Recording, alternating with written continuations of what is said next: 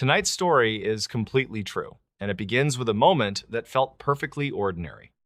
At first, nothing seemed out of place, but one small detail went unnoticed, and that single mistake changed everything. Before we begin, if you enjoy true stories that are strange, dark, and mysterious, make sure to subscribe. Now, let's get into the story. In this new story, he locked his bedroom door before sleeping. The footage made no sense. The concept of a locked door represents the ultimate physical boundary between the safety of a home and the unknown outside world. Most people assume that a heavy deadbolt and a closed window provide an absolute guarantee of privacy during the quiet night hours. However, the digital logs and recovered video files from a residence in suburban Ohio suggest that some barriers are entirely useless. A routine evening of rest can quickly transform into a chilling investigation when the final footage reveals an impossible event. Leland Thorne was a 46-year-old hardware engineer who spent his days designing high-security storage for massive data centers. He lived alone in a modern ranch-style house that he had recently equipped with a complex motion tracking camera system. His primary goal for the month of November in the year 2024 was to secure his private property. Leland was a man of cold logic who did not believe in anything that could not be caught on camera. He followed a strict nightly routine of locking every exterior entrance before retreating to his primary bedroom for the night. The incident began on a rainy Tuesday in the month of November in the year 2024 during a storm. Leland completed his rounds and confirmed that the bedroom door was physically locked from the inside with a heavy deadbolt. He fell into a deep sleep until he was startled awake by a sudden and very sharp drop in temperature. He checked the digital clock on his nightstand and saw it was exactly 3:42 in the early morning. He noticed that his bedroom door was standing wide open to the dark hallway, despite the bolt still being extended. He grabbed his tablet with shaking hands to review the live motion tracking footage that was stored on his local server. The recording showed Leland lying perfectly still in his bed, while the door remained firmly shut for several quiet hours. At precisely 3:41 in the morning, the heavy wooden door began to turn translucent in the high-definition footage. It appeared to lose its physical density as a dark and very tall figure stepped through the solid wood surface.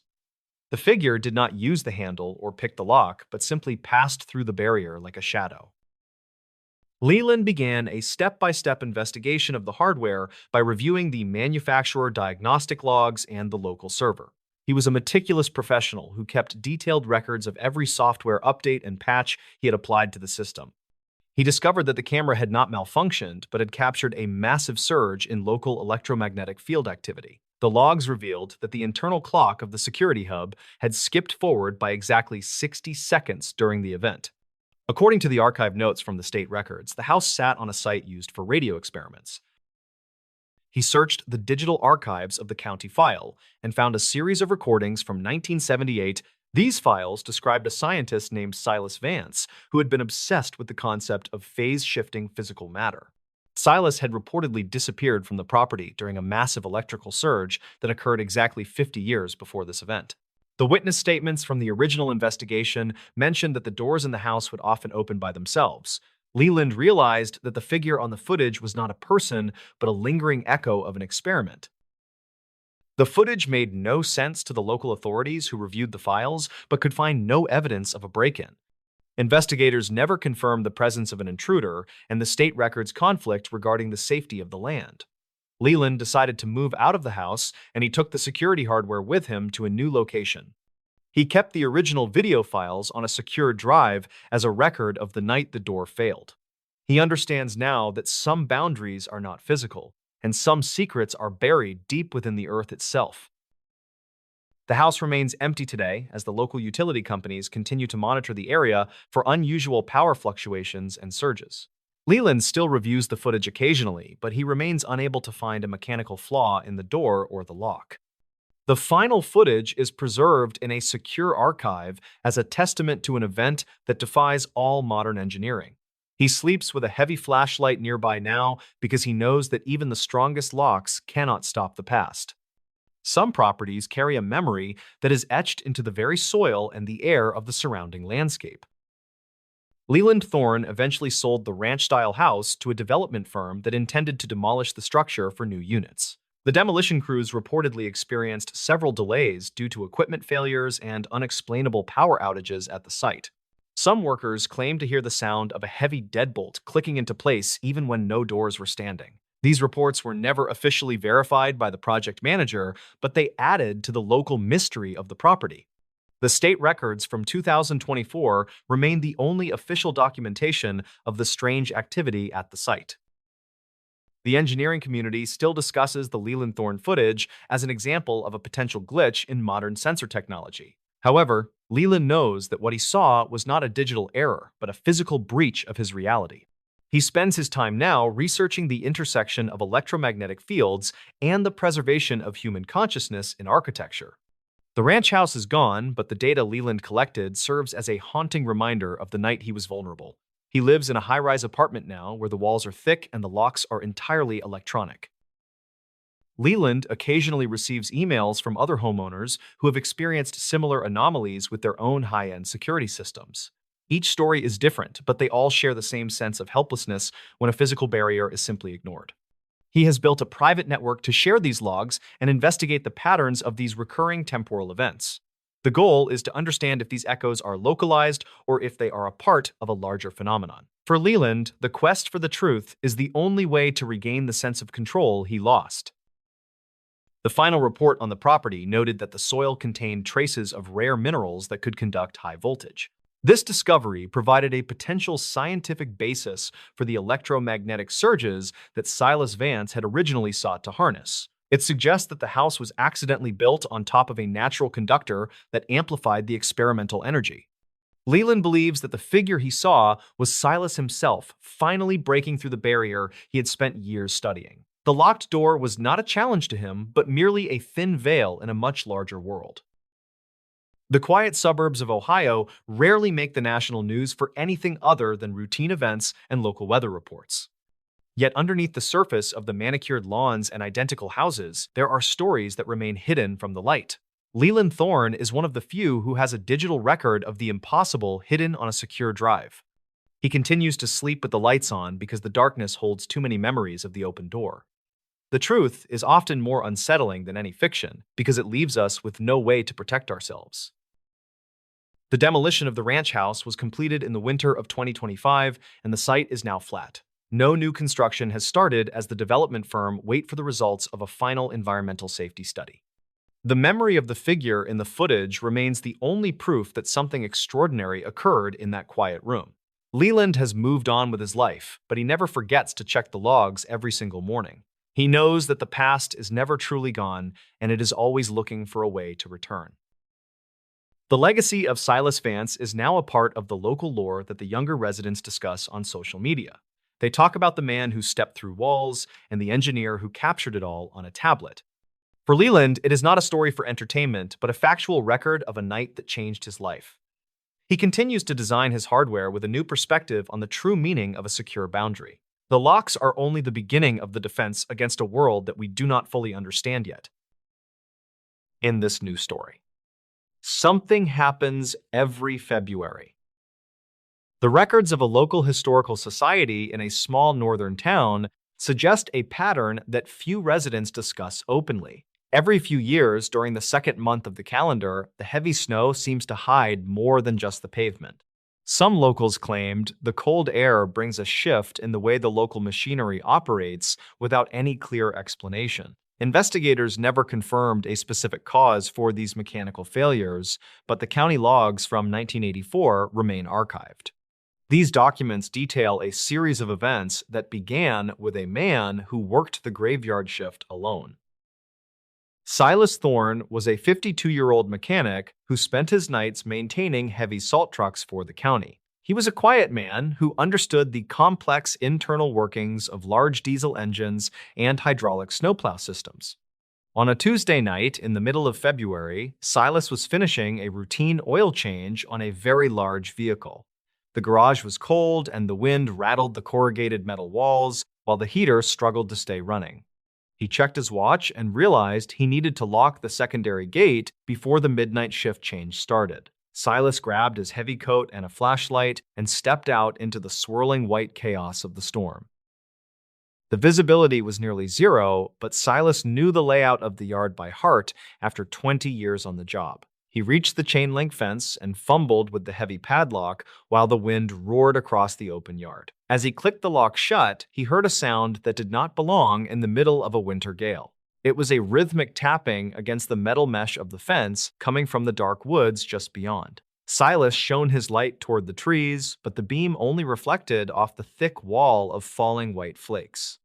He called out to see if a driver was stranded, but the only response was that steady metallic clicking. The mechanic decided to investigate the perimeter because he worried a loose branch might have compromised the security of the yard. He walked along the fence line and noticed a series of deep impressions in the snow that looked quite unusual. The tracks did not look like those of a deer or a stray dog because they were perfectly circular and deep. Silas followed the trail for 30 yards until the tracks simply vanished into a patch of undisturbed and windswept ice. He felt a sudden chill that had nothing to do with the freezing air and headed back inside the garage. When he reached the safety of his workbench, he noticed a strange smudge of dark grease on his sleeve.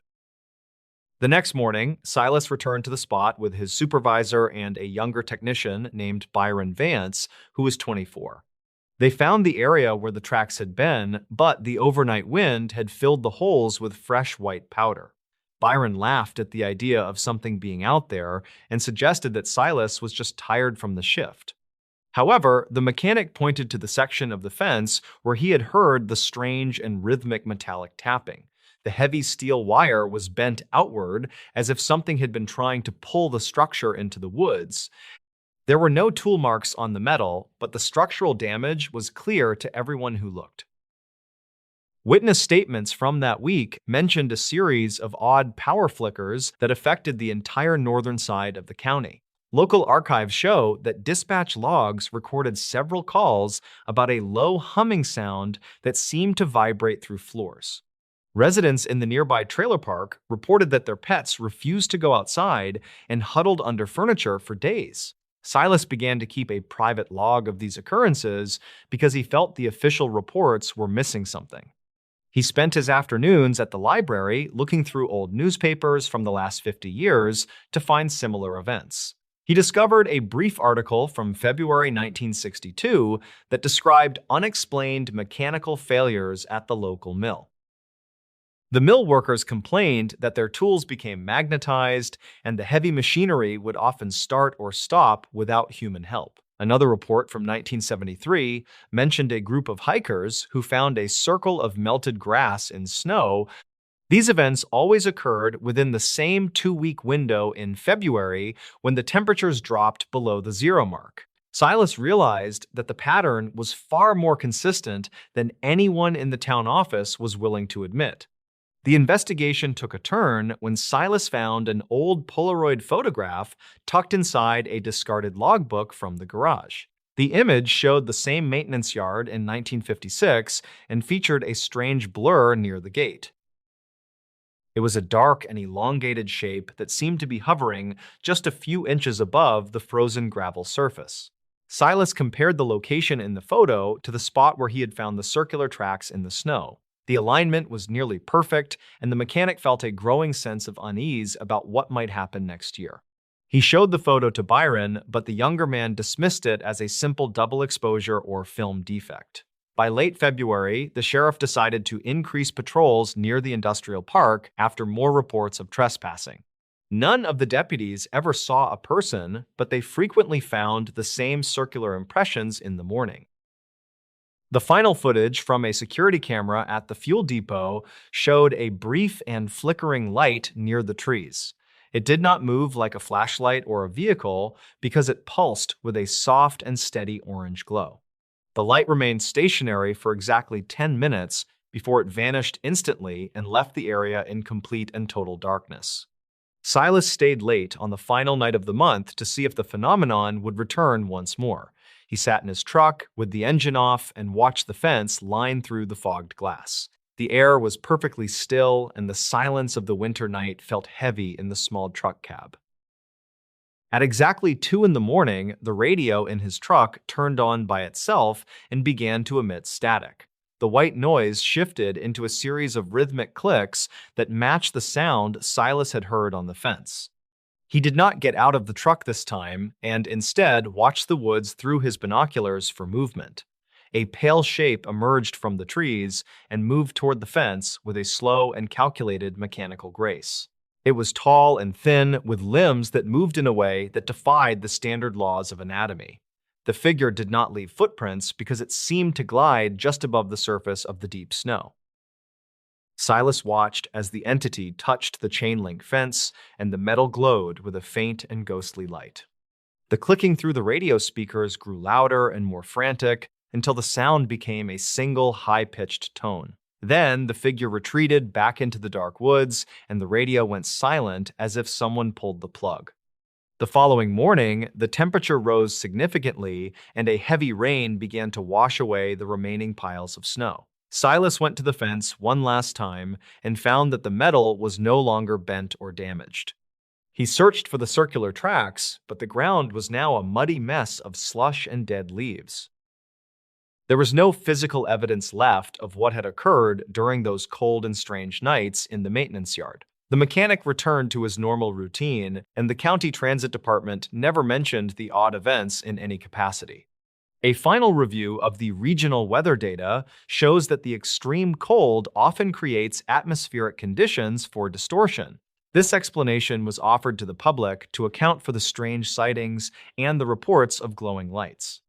Many people accepted this reasoning because it was easier than believing something unknown was stalking the quiet corners of town. Silas Thorne retired 3 years later and moved to a warmer climate where the snow never fell.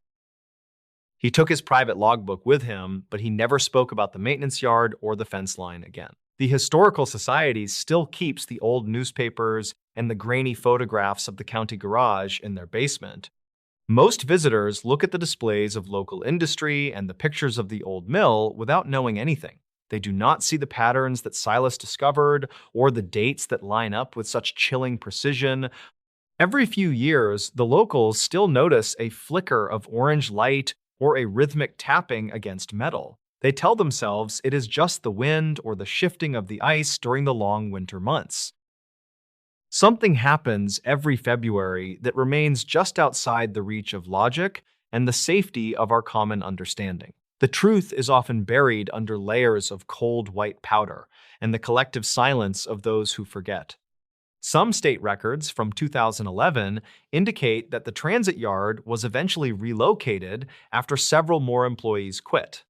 No official reason was given for the move, but the old fence line remains standing in the middle of woods. It serves as a reminder that some patterns in nature are not easily explained by weather or simple human error.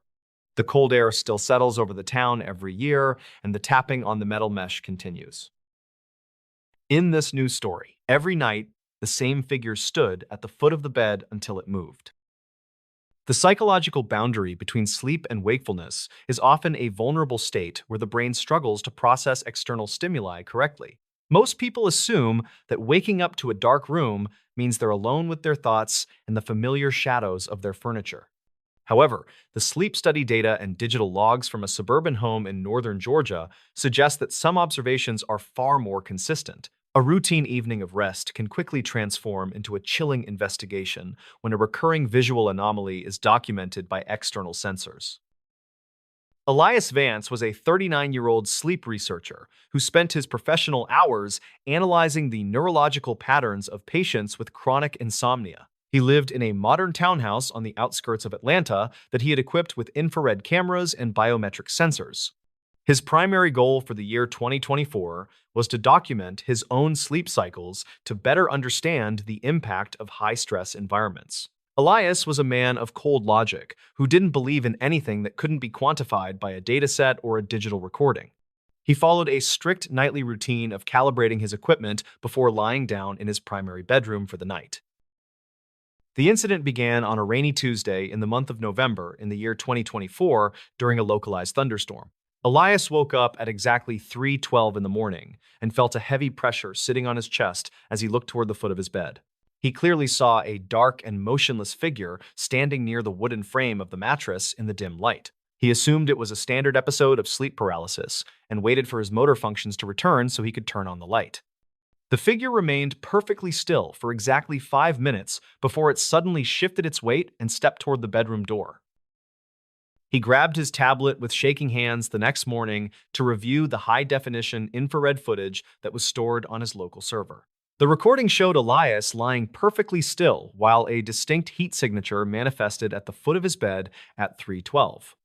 It appeared to have the physical proportions of a tall adult male, but the thermal imaging showed no internal core temperature. The signature remained static until 3:17, when it moved toward the hallway with a fluid and very deliberate gait.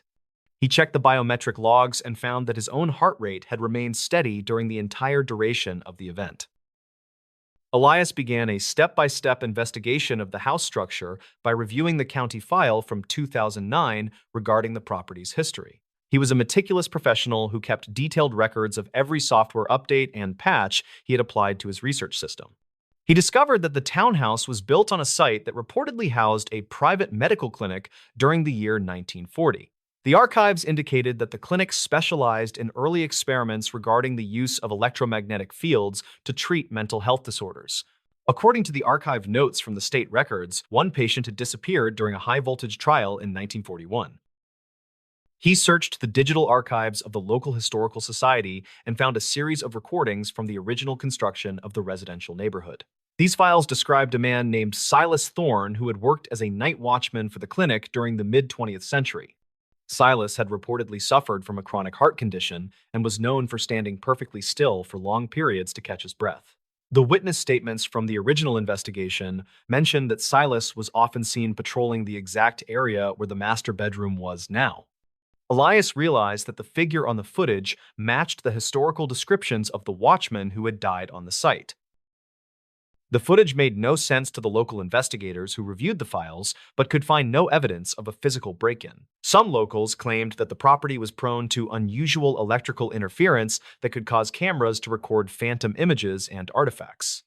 Investigators never confirmed the presence of an intruder, and the state records conflict regarding the safety of the original clinic site.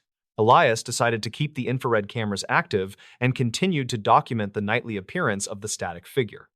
He kept the original video files on a secure drive as a record of the consistent and predictable nature of the anomaly. The figure appeared at the foot of the bed every night, at exactly 3:12 for the next 3 months without any deviation.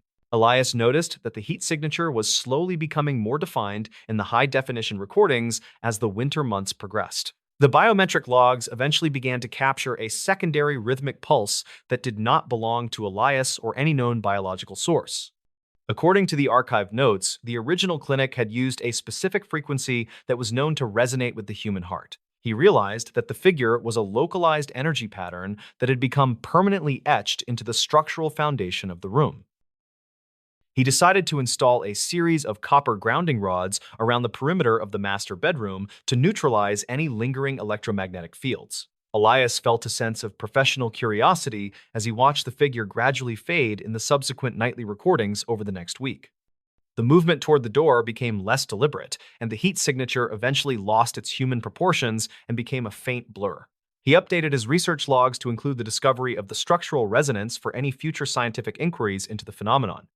The sighting stopped completely by the end of February, and the room returned to its normal state of quiet darkness. The townhouse remains occupied today as Elias continues his sleep research with a new focus on the environmental factors of nocturnal hallucinations. He still reviews the original footage occasionally, but he remains unable to find a software flaw in the infrared sensors or the server. The final footage is preserved in a secure archive as a testament to an event that defies a simple medical explanation. He sleeps without the biometric sensors now because he knows that some boundaries are not defined by the skin, but by the air. Some properties carry a memory that is recorded in the very atoms of the building and the surrounding landscape. The engineering community still discusses the Elias Vance logs as an example of potential interference in high-sensitivity medical-grade monitoring equipment. However, Elias knows that what he saw was not a digital error, but a factual record of a past presence. He spends his time now researching the intersection of historical architecture and the preservation of energy in modern residential zones. The townhouse stands as a silent witness to the man who stood watch long after his shift was officially over. He closes his research journal and turns off the monitor with a sense of total and complete investigative clarity tonight.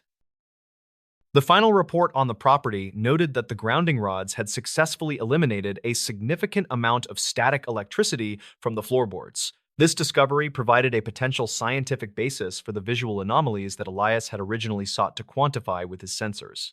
It suggests that the room was acting as a natural battery for the experimental energy that had been released decades ago. Elias believes that the figure was Silas himself, finally completing his rounds and moving on from the station he had guarded. The foot of the bed was merely a waypoint in a much larger and more complex journey through time. The quiet suburbs of Georgia rarely make the national news for anything other than routine community events and local sports scores. Yet underneath the surface of the identical townhouses and paved streets, there are stories that remain recorded in the local archives. Elias Vance is one of the few who has a digital record of the recurring impossible hidden on a secure drive. He continues to sleep soundly because the darkness is now a place of rest rather than a place of observation. The truth is often more complex than we assume because it requires us to look at the data without any bias. The study of the structural resonance was completed in the spring of 2025, and the results were published anonymously. No further incidents have been reported by the neighbors as the grounding system continues to function perfectly within the walls of the pond. The memory of the figure in the footage remains the only proof that something consistent and deliberate occurred in that quiet room. Elias has moved on with his career, but he never forgets to check the signal levels every single morning. He knows that the past is always looking for a way to be heard by the technology of the future. The legacy of the night watchman is now a part of the local history that the research team discusses in their private meetings. They talk about the man who stood still and the researcher who captured the heat of a ghost on a tablet. For Elias, it isn't a story for a campfire, but a technical record of a night that changed his understanding. He continues to design his experiments with a new perspective on the true meaning of a secure and quiet environment. The sensors are only the beginning of the observation of a world that we're still learning to measure properly. In this new story, at 3:19 a.m., someone knocked on the bedroom wall from the inside. The structural integrity of a modern home is usually defined by the solid boundaries between the living spaces and the hollow voids within the walls. Most homeowners assume that the sounds they hear at night are just the house settling or the wind moving through the attic vents. However, the maintenance logs and acoustic recordings from a specific residence in rural Oregon suggest that some noises have a far more deliberate source. A quiet night in the suburbs can quickly turn into an investigation of things that should not exist behind the plaster and lath.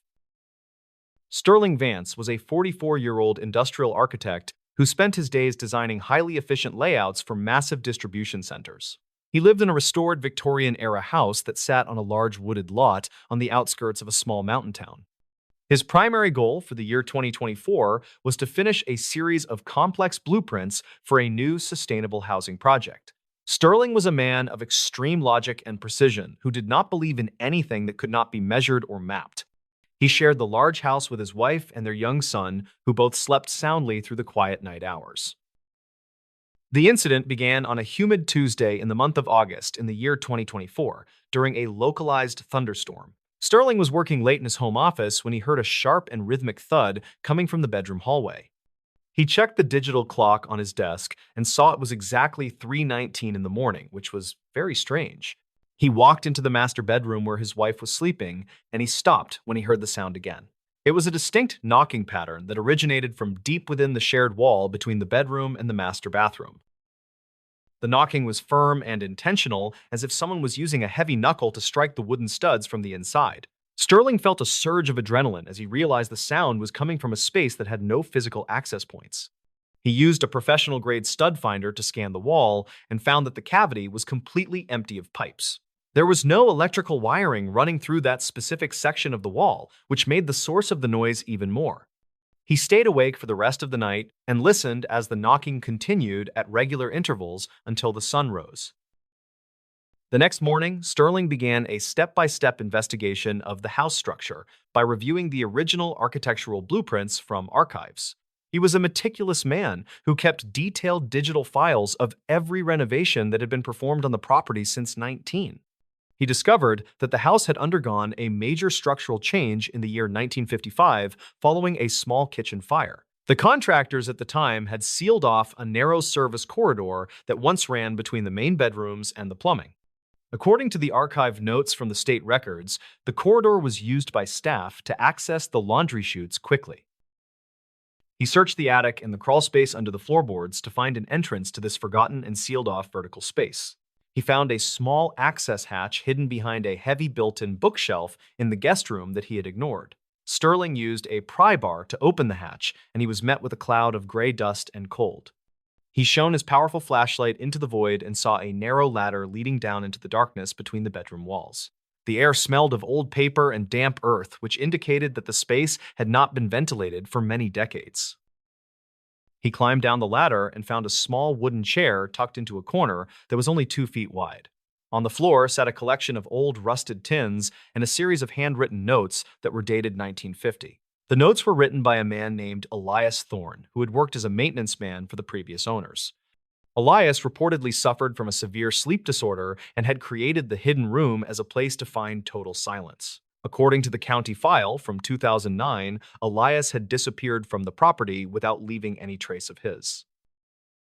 Sterling noticed a series of tally marks carved into the wooden studs that matched the exact rhythm of the knocking he heard. The marks were grouped into sets of 3, which was the same pattern that had woken him up at 3:19. He realized that the knocking was not a haunting, but a mechanical echo caused by a weighted pendulum Elias had built. The device was designed to tap on the wall at a specific frequency to help the man fall into a deep. Over the years, the house had shifted and the pendulum had become stuck until the recent storm loosened the old mechanism.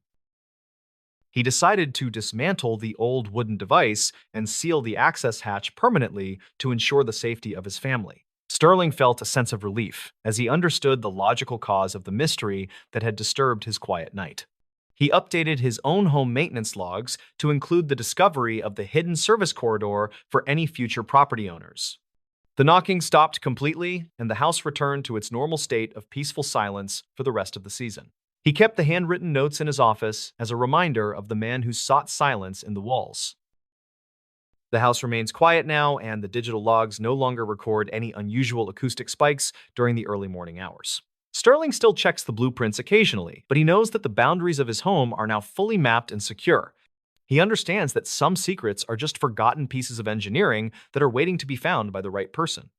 The past has a way of leaving a physical mark on a house that survives through every new renovation and owner. He sleeps soundly, knowing that the only sounds he hears are the normal and predictable movements of a safe family. Every building tells a story, if we are willing to look behind the plaster and listen to the echoes of construction. Sterling Vance continues to design his efficient layouts, but he now pays closer attention to the empty spaces in between the walls. He knows that the logic of architecture can often hide the small and human details of those who lived there before. The town remains peaceful, and the Victorian house stands as a silent witness to the history of those who saw it. He closes his laptop and turns off the office light with a sense of total and complete architectural clarity tonight.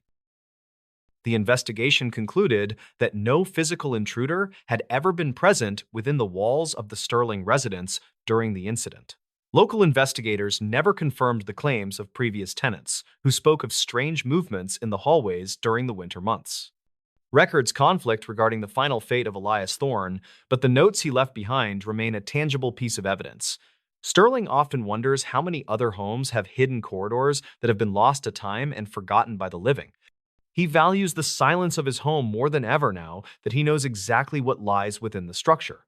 The mystery was solved by a man of logic who refused to accept anything less than the physical truth today. In this new story, the baby monitor recorded a voice that knew everyone's name. The security of a modern nursery is often entrusted to digital monitoring systems that provide parents with a constant audio and visual connection to their children. Most people believe that these devices are secure portals that only allow authorized users to listen in on the quiet sounds of a sleeping infant. However, the internal server logs and archived audio files from a suburban home in Northern Virginia suggest that some signals are not as private as they seem. A routine evening of monitoring can quickly transform into a chilling investigation when the device begins to broadcast information it should not know. Kellen Thorne was a 36-year-old cybersecurity consultant who spent his professional hours identifying critical vulnerabilities in the networks of major financial institutions. He lived in a newly constructed smart home with his wife and their 10-month-old daughter in a quiet residential neighborhood. His primary goal for the weekend in the year 2024 was to finalize a security audit for a local data center project. Kellen was a man who understood the risks of connected technology and had implemented advanced encryption protocols on every device in his household. He took great pride in the fact that his family lived in what he considered a digital fortress against any external threats. The incident began on a humid Saturday night in the month of August in the year 2024 while a light rain fell outside. Kellen was sitting in the living room with the baby monitor tablet active on the coffee table while his daughter slept upstairs. He checked the digital display and noticed that the audio levels were spiking even though the nursery remained perfectly still and quiet. Suddenly, a soft and melodic voice began to emerge from the speaker of the monitor that did not belong to his wife. He froze when the voice clearly whispered the full legal name of his daughter, followed by a very specific and personal. The voice continued to speak and accurately identified Kellen and his wife by their first names, despite them never being programmed into device. Kellen felt a surge of adrenaline as he realized the monitor was recording a voice that seemed to have intimate knowledge of his. He immediately grabbed his laptop to check the network traffic logs to see if an unauthorized user had breached his secure home. The logs indicated that no external IP addresses were connected to the monitor, and the encryption remained fully intact during the event. He ran upstairs to the nursery and found his daughter sleeping soundly while the voice continued to hum a familiar lullaby. The next morning, Kellen began a step-by-step investigation of the hardware by reviewing the manufacturer diagnostic logs and the local storage. He was a meticulous professional who kept detailed records of every software update and patch he had applied to the smart home system. He discovered that the monitor had been capturing and storing small fragments of ambient conversation from the living room for several months. The logs revealed that the internal artificial intelligence of the camera was attempting to categorize every distinct voice it heard in the. According to the archived system notes, the device was programmed to recognize names, to provide a more personalized user experience for parents. He searched the digital archives of the cloud server and found a series of recordings that were labeled as unrecognized background noise events. Kellen played the files and heard the same melodic voice repeating the names of his extended family members who had visited recently. He found a hidden directory in the firmware that contained a detailed profile of his family that the device had built itself. The profile included birthdays and professional titles, and even the names of their childhood pets that were mentioned in casual kitchen conversations. According to the state records from the year 2023, the company had faced several inquiries regarding data privacy, and Kellen decided to conduct a physical inspection of the nursery to see if the device was picking up signals from a neighbor. He used a high-frequency signal detector and found a strange resonance coming from a vintage music box that sat on the.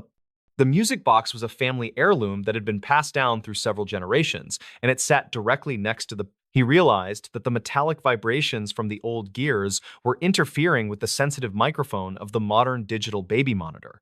The voice he heard was actually a distorted playback of his own wife speaking in the kitchen months ago during a holiday. The sophisticated software in the monitor had taken those distorted audio fragments and attempted to reconstruct them into a coherent and recognizable. It had used the names it learned from previous recordings to fill in the gaps of the low-quality audio signal. Kellen realized that the voice was not an intruder or a ghost, but a product of an overactive and glitching machine. The AI had essentially created a composite voice that knew everything about his family because it had been listening to them constantly. He felt a sense of relief, but also a deep concern for the invasive nature of the technology he had trusted. He immediately disconnected the smart monitor and replaced it with a simple analog device that did not have any internal data storage. Kellen updated his security blog to warn other parents about the potential for smart devices to create their own digital haunting events. He shared his findings with the manufacturer, who reportedly opened an internal investigation into the autonomous behavior of their voice recognition software. The house returned to its normal state of privacy, and the nursery remained quiet for the rest of the long summer. He understood that even the most secure fortress has vulnerabilities that are built into the very code of the modern world. The nursery is quiet now, and the digital logs no longer record any unauthorized voices or personal details about the Thorne family. Kellen still monitors his network with a critical eye, but he no longer trusts the convenience of artificial intelligence in his eye. He knows that the data we provide to our devices can be used in ways that we never intended or fully. The incident remains a cautionary tale in the cybersecurity community about the hidden costs of a truly connected and smart home today. He sleeps soundly, knowing that the only voices in his house are the ones that are physically present in the room. Some memories are meant to stay private, and some voices are never meant to be recorded by a machine in the Roloningay. In this new story, they found wet footprints leading to the bed. Then the footprints stopped. The physical layout of a beachfront property is often designed to blur the lines between the natural coastal environment and the comfort of a modern interior. Most residents assume that any evidence of the ocean, such as sand or moisture, is brought in intentionally by those who've spent their day on the shoreline. However, the forensic logs and archived digital images from a high-end vacation home in the Outer Banks of North Carolina suggest that some trails begin without an identifiable point of entry. A routine morning of waking up to the sound of the surf can quickly transform into a chilling investigation when a trail of wet footprints is found leading directly toward a sleeping person's bedside. Leland Vance was a 42-year-old oceanographic engineer who spent his professional hours analyzing tidal patterns and coastal erosion for federal environmental agencies. He'd recently rented a secluded, modern villa perched on a sand dune for the month of November in the year 2024 to finish a critical report on sea level rise. Leland was a man of extreme technical discipline who'd equipped the home with a series of high-resolution motion sensors to protect his expensive monitoring equipment. He relied on real-time data and infrared cameras to maintain a secure perimeter in an area that was often subject to heavy fog and unpredictable weather patterns. He followed a strict nightly routine of securing every sliding glass door and checking the weather stripping before retiring to the primary bedroom for the night. The incident began on a humid Tuesday in the month of November in the year 2024, during a period of intense, low-lying coastal mist. Leland woke up at precisely 5:30 in the morning and noticed a faint, briny scent of sea salt and decaying kelp lingering in his bedroom air.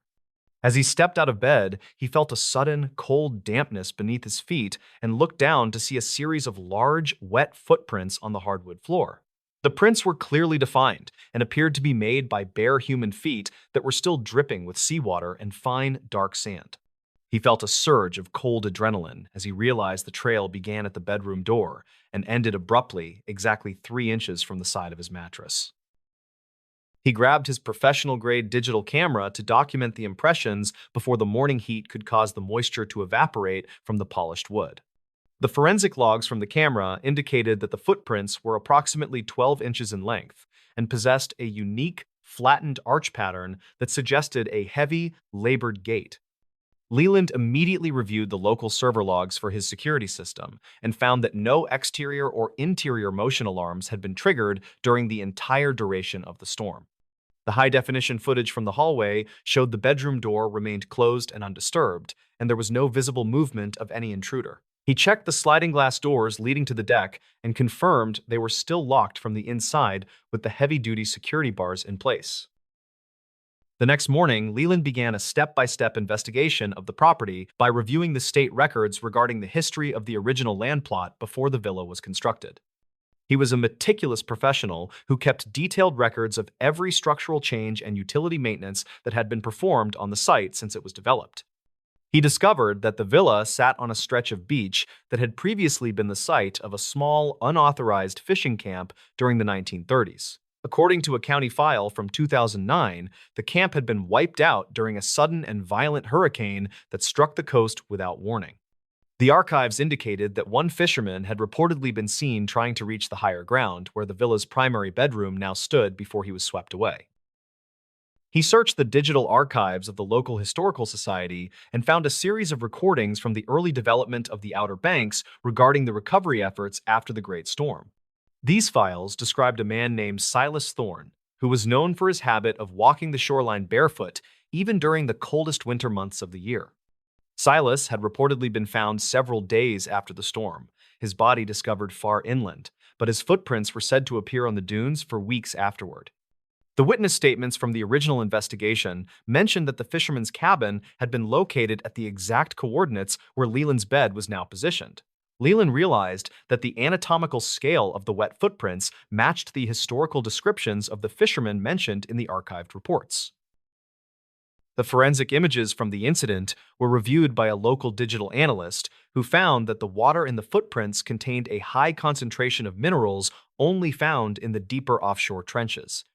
Investigators never confirmed the presence of a physical intruder within the villa, as the fresh sand on the deck showed no footprints or signs of a climb. Records conflict regarding the exact nature of the moisture, with some technicians claiming it was a localized condensation event caused by a failure in the HVAC system during the fog. Leland decided to keep his thermal imaging array active and continued to monitor the floor for any signs of recurring moisture. He kept the original forensic logs on a secure drive as a record of the night that the ocean seemed to reach inside his home. The property remains under constant observation today as Leland continues his oceanographic work with a new focus on the environmental anomalies of coastal structures. He still reviews the high-definition images of the footprints occasionally, but he remains unable to find a mechanical or structural reason for the localized water trail. The final report is preserved in a secure archive as a testament to an event that defies a simple physical or environmental explanation in the modern age. He sleeps with a secondary motion-activated light now because he knows that some trails don't require an open door to be blazed. Some locations carry a memory that is recorded in the very moisture of the air and the salt that clings to the foundation of the house. The engineering community still discusses the Leland Vance case as an example of potential wicking, where sea spray is pulled through microcracks in the building's envelope. However, Leland knows that what he photographed was not a structural defect, but a factual record of a presence that was seeking the safety of higher ground. He spends his time now researching the intersection of historical shipwrecks and the modern residential developments that are built over the forgotten camps of the past. The villa stands as a silent witness to the fisherman who was still trying to escape the rising tide long after the storm had passed. He closes his laptop and turns off the office light with a sense of total and complete investigative clarity about the footprints in the dark. The final entry in the county file regarding the disappearance of the fisherman noted that he was a man of immense physical strength and a terrifyingly focused will to survive. This detail suggests that the presence Leland detected was not a malicious entity, but an echo of a desperate struggle that had been repeated for nearly a century. It suggests that the bedroom floor was acting as a storage medium for the final, wet steps of a man who refused to give up his search for dry land. Leland believes that the wet footprints were a bridge between the past and the present that allowed a forgotten tragedy to be seen one last time. The moisture on the floor was merely a reminder that the land we occupy today was once the site of a battle against the elements. The quiet beaches of the Outer Banks rarely make the national news for anything other than routine tourism reports and standard seasonal weather updates for the coast. Yet, underneath the surface of the modern vacation rentals, there are stories that remain recorded in the deep, unindexed layers of the local digital archives. Leland Vance is one of the few who has a factual record of the recurring impossible hidden on a secure and encrypted drive for future study. He continues to document every humidity spike with the same professional objectivity because he knows that the truth is often found in the things that shouldn't be wet. The reality of the disappearing footprints is a mystery that requires us to acknowledge the things that we cannot simply explain away with a structural survey. The study of the property's electromagnetic and moisture resonance was completed in the spring of 2025, and the results were filed under restricted access. No further wet trails have been reported by Leland, as the home's ceiling system was updated to include advanced moisture barriers and atmospheric sensors. The memory of the footprints leading to the bed remains the only proof that something consistent and deliberate occurred in that coastal sanctuary. Leland has moved on with his career, but he never forgets to check the floor every single morning when the coastal mist begins to roll in. He knows that the past is always looking for a way to leave a physical signature on the technology and the lives of the future. The legacy of the fisherman is now a part of the local lore that the coastal residents discuss in their private social media groups during the long winter nights. They talk about the man who died in the Great Storm and the engineer who found the salt of a ghost on his polished hardwood floor. For Leland, it isn't a story for a campfire, but a technical record of a night that changed his understanding of what it means to be truly secure. He continues to design his coastal protection protocols with a new perspective on the true meaning of a stable and private environment. The sensors are only the beginning of the observation of a world that we're still learning to measure in the darkness of the sea. The final report on the property noted that the dune had experienced a localized phenomenon known as capillary rise due to the unique composition of the sand and the foundation. This discovery provided a potential scientific basis for the moisture anomalies that Leland had originally sought to quantify with his professional-grade sensors. It suggests that the room was acting as a natural conduit for the groundwater and the forgotten history that still sits buried deep beneath the modern flooring. Leland looks at the surf and wonders how many other people are walking on top of the stories of those who were lost to the waves. He understands now that the most important data is often the kind that requires a cold morning and a sharp eye to even begin to notice. The villa remains a dark silhouette against the North Carolina skyline, while the engineer continues to search for the patterns in the tidal data. Leland Vance keeps his focus on the coast, but he's always watching for the shape of a foot that doesn't belong to the living world anymore. He knows that the archives are full of messages that are waiting for the right moment to be seen by an objective and technical observer. The silence of the beach is no longer a void, but a space that is filled with the history of everything that happened before he arrived. He sleeps soundly now, knowing that the fisherman has finally reached his destination and found his way back into the digital archives of the past.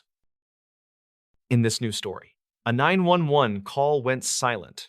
Then the operator heard breathing beside her. The psychological pressure of emergency dispatch work often manifests as a heightened sensitivity to the slightest auditory cues within a controlled environment. Most operators assume that the primary source of sound will always originate from the digital line or the mechanical hum of the communication center equipment. However, the dispatch logs and internal acoustic recordings from a high-security facility in rural Pennsylvania suggest that the physical boundaries of a call can become dangerously blurred. A routine shift can quickly transform into a chilling investigation when a dispatcher realizes that the silence on the line is being mirrored by a presence in the room. Vance Sterling was a 54-year-old senior emergency dispatcher who had spent over 25 years managing the graveyard shift for a remote county. He lived in a quiet town on the edge of a massive state forest and took great pride in his ability to remain detached from the chaos of his calls. His primary goal for the year 2024 was to maintain a perfect record of zero missed signals and a sub-10-second response time for all residents. Vance was a man of extreme discipline, who relied on the archive notes and standard operating procedures to navigate the most stressful hours of the night. He worked alone in a reinforced concrete dispatch hub that was specifically designed to be a soundproof and secure environment for critical communications. The incident began on a humid Tuesday in the month of August in the year 2024 during a period of intense atmospheric static. Vance received an incoming emergency signal at precisely 3:19 in the morning from an old farmhouse that had been reportedly abandoned for several years. He answered with his standard professional greeting, but he was met with a heavy and very oppressive silence that lasted for exactly 18 seconds. He checked the digital display and saw that the line was active, but the audio levels from the remote location remained completely flat and unresponsive. He prepared to log the event as a suspected hardware malfunction until he heard a rhythmic and very wet sound originating from his own headset. The sound was the unmistakable pattern of heavy human breathing that did not appear to be coming through the digital communication line from the farmhouse. Vance felt a surge of cold adrenaline as he realized the audio source was manifesting directly beside his own chair in the locked room. He adjusted his headset and turned to look at the empty dispatch floor, but he saw nothing but the glowing monitors and the silent rows of servers. The breathing was synchronized with his own movements, and it seemed to grow louder and more desperate as the timer on the silent call continued to count up. He remained perfectly still and watched as the high-sensitivity microphone on his desk began to register a secondary sound signature in the room. The next morning, Vance began a step-by-step investigation of the facility by reviewing the state records regarding the original construction of the underground hub. He was a meticulous professional who kept detailed records of every electrical surge and equipment calibration that had been performed on the local server. He discovered that the dispatch center was built on the site of a former psychiatric facility that had operated during the 1930s before being demolished. According to the archive notes from a county file from 2009, the original building had a specialized wing for patients with severe respiratory distress. The archives indicated that one patient had reportedly died in the exact location where the dispatch console now sat during a storm. He searched the digital archives of the local historical society and found a series of recordings from the early development of the county's emergency response network. These files described a man named Silas Thorne, who was a night watchman for the original facility and was known for his tireless patrols of the halls. Silas had reportedly disappeared during a massive fire in 1940, and his body was never recovered from the ruins of the basement levels. The witness statements from the original investigation mentioned that the watchman was often heard before he was seen due to a chronic and very heavy breathing. Vance realized that the silent call had originated from a location that used the same phone line designation as the watchman's old station. The audio logs from the incident were reviewed by technicians who found that the breathing was recorded on the internal track but not the external line. Investigators never confirmed the presence of a physical intruder within the locked dispatch hub, and the surveillance cameras showed Vance was entirely alone.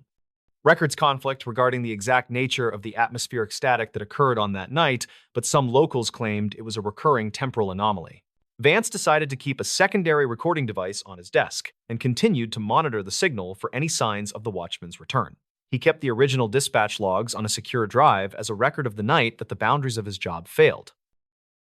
The dispatch hub remains operational today as Vance continues his work with a new focus on the acoustic history of the properties he monitors. He still reviews the 18 seconds of silence occasionally, but he remains unable to find a mechanical flaw in the communication software or the headset. The final recording is preserved in a secure archive as a testament to an event that defies a simple technical or environmental explanation. He works with the office door open now because he knows that some presences do not need a key to enter the room. Some locations carry a memory that is broadcasted through the very wires and frequencies that we use to connect with the living. The engineering community still discusses the Vance Sterling logs as an example of potential crosstalk or signal bleeding in high-sensitivity communication arrays. However, Vance knows that what he heard was not a digital error but a factual record of a man who was still trying to report for duty. He spends his time now researching the intersection of historical tragedies and the modern infrastructure that is built on top of those sites. The dispatch center stands as a silent witness to the watchman who never truly finished his final rounds in the dark. He closes his logbook and turns off the console with a sense of total and complete investigative clarity about the sounds of the night. The final report on the incident noted that the facility had experienced a localized vacuum effect due to the intense storm and the underground ventilation. This discovery provided a potential scientific basis for the auditory anomalies that Vance had originally sought to quantify with his professional-grade sensors. It suggests that the room was acting as a resonance chamber for the sounds of the surrounding earth and the forgotten structures below. Vance believes that the silent call was a bridge between the past and the present that allowed the watchman to be heard one last time. The breathing beside him was merely a reminder that the job of protecting others is a responsibility that never truly ends for some. The quiet hills of Pennsylvania rarely make the national news for anything other than routine weather events and standard agricultural reports for the region. Yet underneath the surface of the modern communication networks, there are stories that remain recorded in the dark corners of the local digital archives. Vance Sterling is one of the few who has a factual record of the recurring impossible hidden on a secure and encrypted drive. He continues to answer every call with the same professional calm because he knows that anyone might be listening from the other side. The truth is often more unsettling than a simple mistake because it requires us to acknowledge the things we cannot see. The study of the dispatch hub's acoustic resonance was completed in the spring of 2025, and the results were filed under a restricted access. No further silent calls have been reported by the other operators as the facility's grounding system was updated to prevent further atmospheric static events. The memory of the breathing in the headset remains the only proof that something consistent and deliberate occurred in that locked and secure room. Vance has moved on with his career, but he never forgets to check the signal levels every single time the clock strikes 3:19. He knows that the past is always looking for a way to communicate through the technology that we use to keep the world safe. The legacy of the night watchman is now a part of the local lore that the dispatchers discuss in their private messages during the long graveyard shifts. They talk about the man who died in the fire and the senior operator who heard the heat of a ghost in the cold. For Vance, it isn't a story for entertainment, but a technical record of a night that changed his understanding of the limits of his profession. He continues to design his response protocols with a new perspective on the true meaning of a secure and reliable connection. The lines are only the beginning of the communication with a world that we are still learning to understand in the silence. The final entry in the county file regarding the farmhouse call noted that no working phone lines had been connected to the property for 20 years. This detail confirms that the signal Vance received was physically impossible according to the current standards of the local telecommunications infrastructure and maintenance. Yet the digital signature remains on the server as a factual piece of evidence that a call was placed and held for 18 seconds. Vance looks at the empty farmhouse on his way home and wonders how many other voices are waiting for someone to answer their signal. He understands now that the most important calls are often the ones where nothing is said at all during the wait.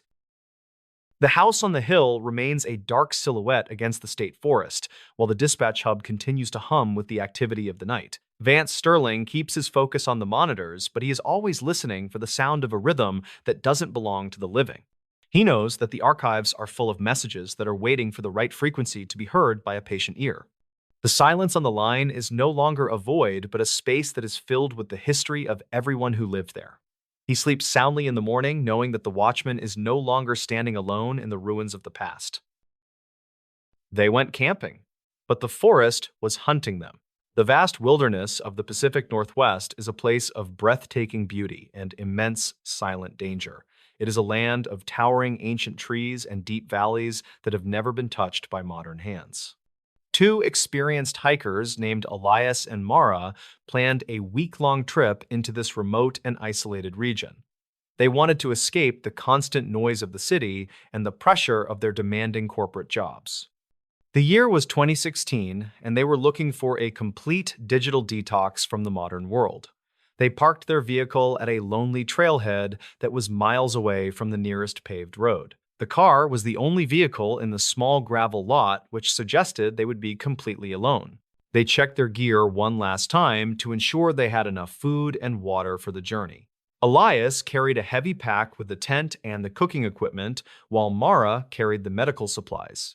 The weather report called for clear skies and mild temperatures for the entire duration of their planned trip.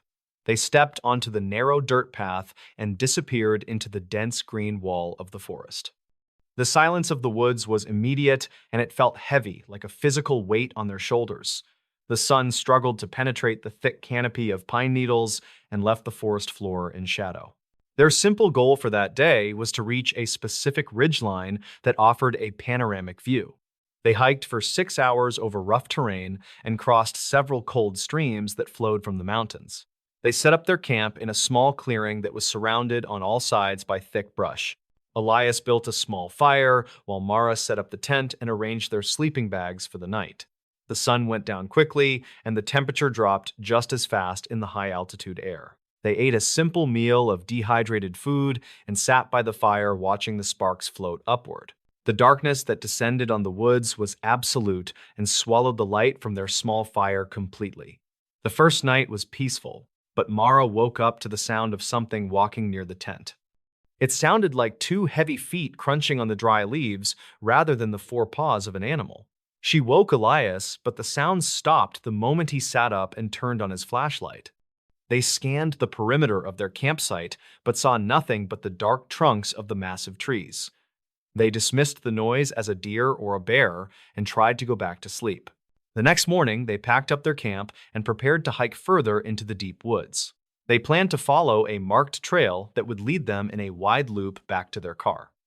They noticed that a few of their items seemed to have been moved during the night while they slept. Elias found his water bottle on the other side of the fire pit from where he left it. They assumed they were just forgetful and laughed it off as they put on their heavy packs. The hike that day felt different, as the woods seemed to become denser and harder to navigate. They followed the small plastic markers nailed to the trees that were supposed to guide hikers along the trail. After 4 hours of walking, they realized that the terrain did not match the map they were carrying. The map showed a flat valley, but they were climbing a steep and rocky hill with no end. Elias checked his compass and realized they were heading north when they should have been heading south. They were confused because they had been following the trail markers perfectly since they left the campsite that morning. They decided to backtrack to the last known landmark to figure out where they had made a mistake. The return trip was difficult, and the feeling of being watched began to grow in both of their minds. Mara mentioned that the forest felt too quiet as there were no birds singing in the trees. The usual sounds of squirrels and insects were absent, and the silence was unnerving and very intense. They arrived back at the fork in the trail where they had started the climb hours earlier. They were shocked to find that the trail marker they had followed was no longer on the tree. The plastic diamond was gone, and there were no nail holes in the bark of the pine tree. Panic began to set in as they realized that the trail markers might have been deliberately moved or tampered with. They checked the map again and tried to use the distant mountain peaks to orient themselves in the woods. They decided to set up camp early because the sun was already starting to dip below the horizon. They chose a spot that was defensible with a large rock wall at their backs for protection. They built a larger fire that night and kept a pile of heavy rocks inside the tent. They did not sleep well as every snap of a twig sounded like a footstep in the dark. The incident that changed everything happened just after 3 o'clock in the morning on the second night. A large rock was thrown from the darkness, and it hit the side of their tent with force. Elias shouted and unzipped the tent door with his flashlight beam cutting through the black night air. He saw a figure standing at the edge of the clearing just beyond the reach of the light. The figure was tall and appeared to be covered in leaves and branches like a military sniper suit. The figure did not move or run away, but simply stood there, watching them with a terrifying stillness. Elias grabbed a burning branch from the fire and threw it toward the figure to scare it away. The figure melted back into the shadows of the forest without making a single sound on the leaves. They realized they were not dealing with an animal, but with a human who was stalking them. They packed their camp in a frenzy and decided to hike out in the dark using their headlamps. It was a dangerous decision to hike at night, but staying in the clearing felt like a death sentence. They moved quickly through the brush and tried to keep their lights pointed at the ground to hide. The complication was that the forest seemed to be fighting against their escape at every single turn. They found piles of rocks blocking the path that had not been there just the day before.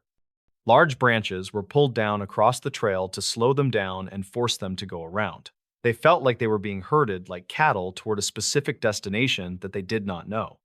They could hear whistles communicating from the left and the right sides of the trail in the distance. The whistles were mimicking bird calls, but they were too rhythmic and mechanical to be from real birds. They abandoned the trail completely and decided to bushwhack straight down the side of the mountain toward a road. They moved as fast as they could while tearing their clothes on the sharp thorns of the bushes. Mara fell and twisted her ankle, but the adrenaline in her system kept her moving without feeling pain. They could hear the heavy footsteps of their pursuers getting closer behind them in the dark woods. The people chasing them were not using flashlights, which meant they knew the terrain perfectly in the dark. This realization made the situation even more terrifying as they stumbled blindly down the steep slope. They reached a wide stream and waded through the freezing water to try and hide their scent trail. They hid under a large overhang of the riverbank and turned off their headlamps to wait and listen. They heard 3 people cross the stream just a few yards away from where they were hiding. The pursuers were speaking in a language that sounded like English, but the words were strange and distorted. They were talking about trapping the hikers in the Box Canyon further down the stream to the east. Elias and Mara realized they had narrowly avoided walking into a prepared ambush set by these unknown people. They waited for an hour in the freezing water until the voices faded away into the distance. They climbed out of the stream and moved in the opposite direction of the trap toward the west. The sun began to rise, and the gray light of dawn revealed the exhaustion on their faces. They found an old logging road that was overgrown with grass, but clearly led out of the forest. They walked for 10 miles on the logging road until they reached a paved county highway. A passing truck driver saw them waving their arms and stopped to pick them up on the road. The investigation began immediately after the truck driver took them to the nearest small-town sheriff's station. The local police were skeptical of their story at first because of the lack of physical evidence. However, the sheriff sent a team of deputies to the trailhead to check on their vehicle. The car had been vandalized and the tires were slashed, which confirmed that someone was indeed there. The police organized a search party to go into the woods and find the campsite and the pursuers. They found the campsite where the rock had been thrown, and they found strange footprints in the mud. The footprints were made by boots that had been wrapped in burlap to muffle the sound of walking. The search team also found the trail markers that had been pried off the trees and moved. The investigation revealed a network of illegal camps hidden deep in the forest valleys near the trail. These camps were camouflaged so well that a person could walk right past them without seeing anything. The camps were filled with stolen camping gear and driver licenses from people who had gone missing. This discovery turned a simple harassment case into a potential serial murder investigation involving federal agents. The twist and the payoff came when the police analyzed the contents of the hidden camps. They found detailed journals that described the hunt of various hikers over the past 5 years. The people living in the woods were not just hermits, but a group of individuals who hunted humans. They viewed the forest as their territory, and the hikers as intruders who were fair game for sport. The group used the natural terrain to funnel hikers into traps where they could be easily captured. The police realized that Elias and Mara had survived only because they left the trail when they did. The authorities launched a massive raid on the forest, using helicopters and tactical teams to clear the area. They arrested 4 individuals who were living in the primitive shelters and wearing homemade camouflage suits. The suspects were socially isolated and had created their own distorted society deep in the wilderness.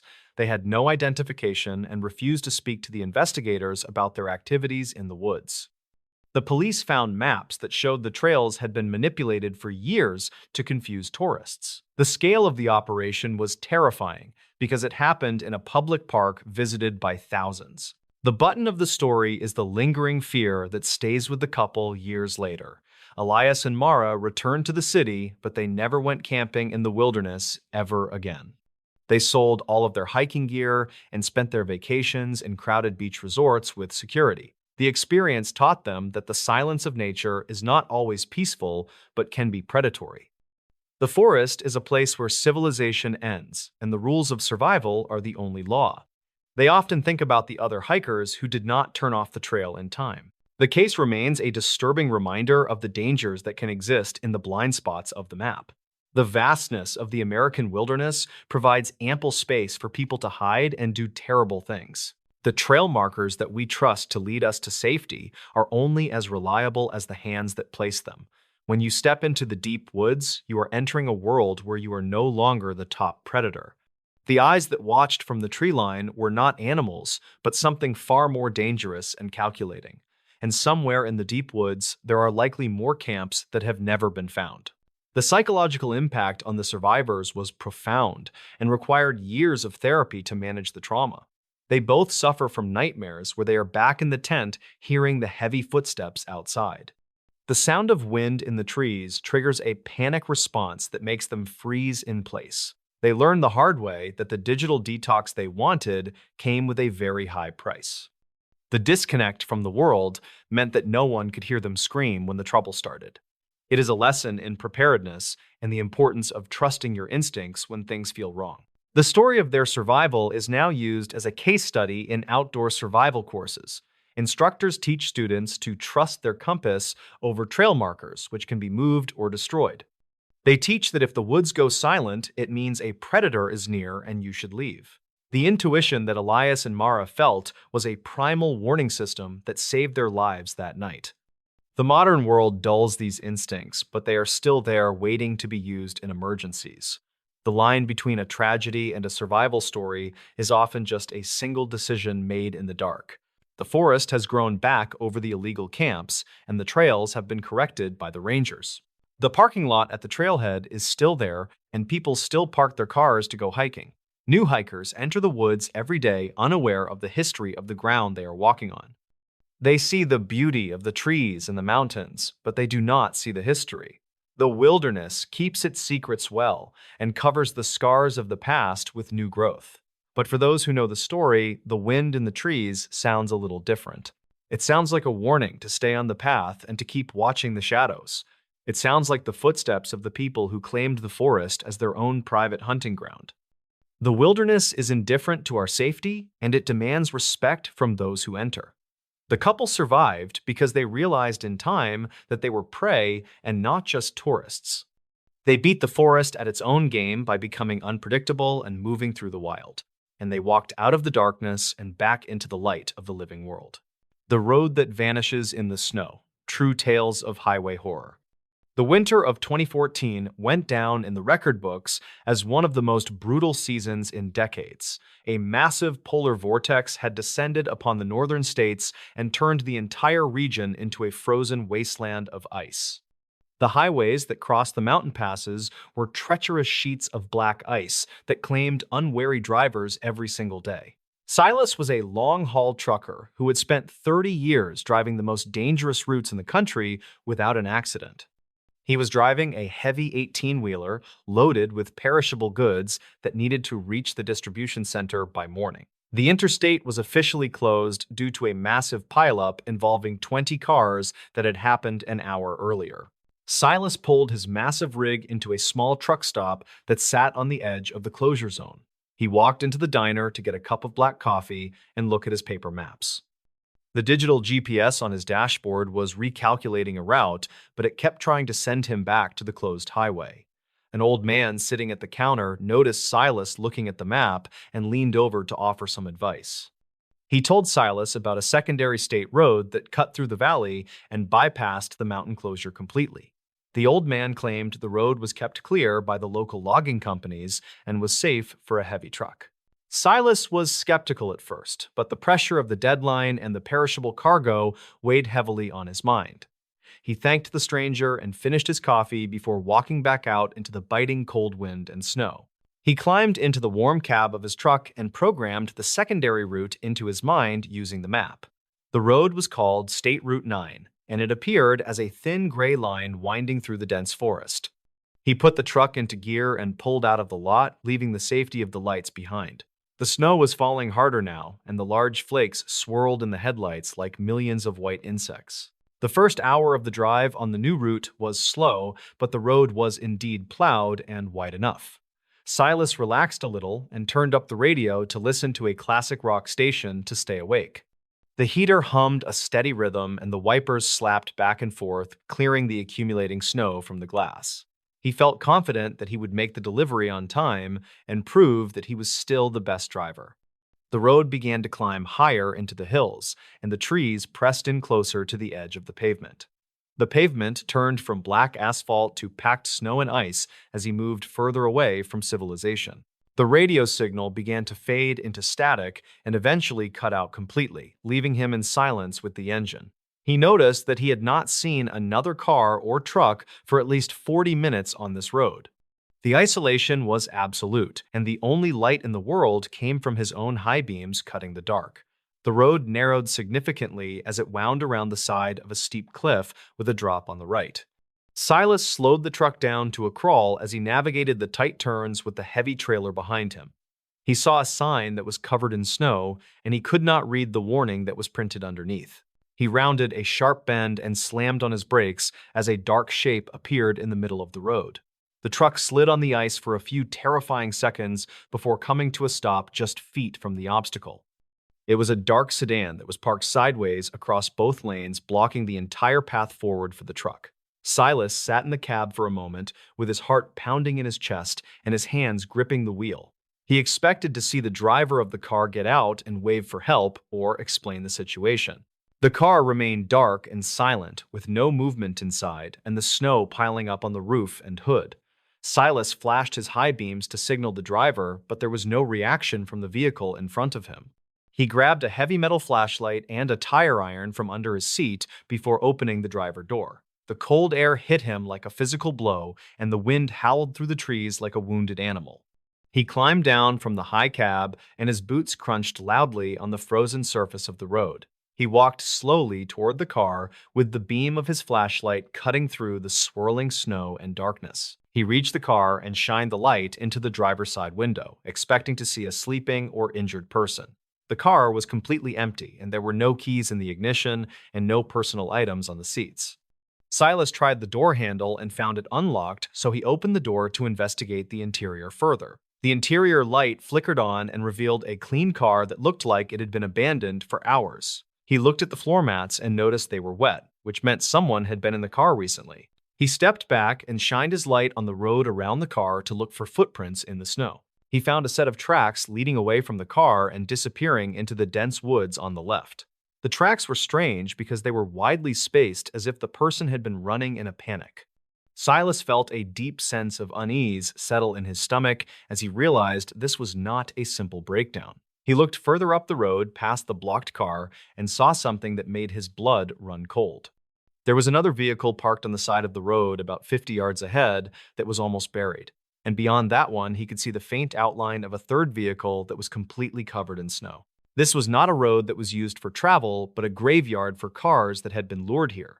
Silas turned around to run back to his truck and get on the radio to call for immediate help.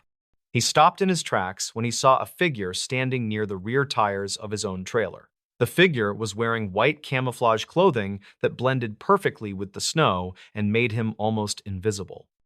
The man was holding a long object that looked like a rifle or a shotgun in his gloved hands. Silas dove behind the abandoned sedan just as a loud crack echoed through the valley and a bullet hit the car. The glass of the rear window shattered and showered the back seat with tiny diamonds of safety glass. Silas scrambled on his hands and knees to the front of the car to put the engine block between him and the shooter. He realized that the old man at the diner had sent him into a trap that was set for travelers. The road was a hunting ground for a group of highway pirates who preyed on trucks and isolated cars during storms. They used the weather and the road closures to funnel victims onto this dead-end path where they could be robbed.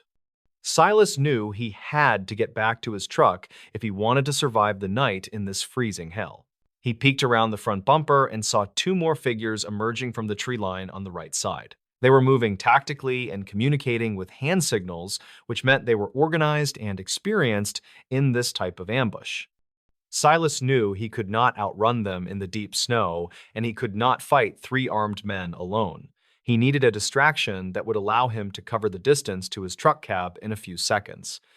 He opened the hood of the sedan and found the battery terminals were still connected and the battery looked new. He used his tire iron to create a spark against the metal frame, but it was not enough to cause a fire. He remembered the road flare he had in his heavy winter coat pocket for emergencies just like this one. He pulled the flare out and struck the cap to ignite the bright red flame that hissed loudly in the silence. He threw the burning flare as hard as he could toward the tree line where the two men were advancing. The bright light blinded them for a moment and created a long shadow that danced wildly on the snow.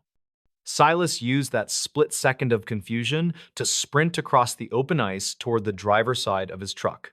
He heard another shot ring out and felt the wind of the bullet passing inches from his ear. He reached the truck and grabbed the handle to pull himself up into the cab with a desperate burst of strength.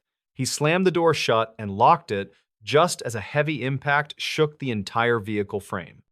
One of the attackers had reached the truck and was banging the butt of his rifle against the door. Silas fumbled for his keys, which he had dropped on the floorboard in his panic to get inside. He found them and jammed the key into the ignition, turning it with a prayer on his lips. The diesel engine roared to life with a thunderous sound that vibrated through the metal of the cab. The attacker outside shattered the side window with his rifle butt and reached in to grab Silas by the jacket. Silas grabbed the fire extinguisher he kept mounted by the seat and sprayed the chemical powder directly into the man's face. The man screamed and fell back off the step, clutching his eyes and coughing violently from the chemical cloud. Silas shifted the truck into reverse and slammed his foot down on the accelerator pedal to move the rig. The heavy wheels spun on the ice for an agonizing second before finding traction on the gravel beneath. The truck lurched backward and the trailer swung wildly as he tried to back away from the blockade. He saw the other two men running into the road and raising their weapons to fire at the windshield. Silas ducked below the dashboard and steered blindly using his memory of the road behind him. The windshield shattered above him as bullets peppered the glass and filled the cab with cold air and snow. He continued to reverse for what felt like a mile until he found a spot wide enough to turn around. He performed a dangerous three-point turn on the narrow cliff road with the rear tires hanging over the edge. He shifted into a forward gear and drove back down the mountain at a speed that was reckless and terrifying.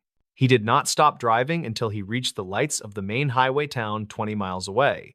He pulled the damaged truck directly to the police station and ran inside shouting for help and protection. The officers were shocked to see the state of the truck and the shattered windshield covered in snow. Silas told them the entire story about the old man and the blockade and the men in white camouflage. The police chief listened with a grim expression and told Silas that he was the first person to return. They had received reports of missing travelers in that area for years, but never had a witness or a location. A massive tactical team was assembled and sent up the mountain road with snowcats and armored vehicles. They found the abandoned sedan and the other buried cars just as Silas had described them to the officers. They also found a hidden cabin deep in the woods that was filled with the stolen cargo from dozens of trucks. The cabin was empty of people, but the stove was still warm, which meant the gang had fled just minutes before. The police found a sophisticated radio system that the gang used to monitor police frequencies and truck channels. They realized the old man at the diner was a spotter who identified vulnerable targets for the hijackers.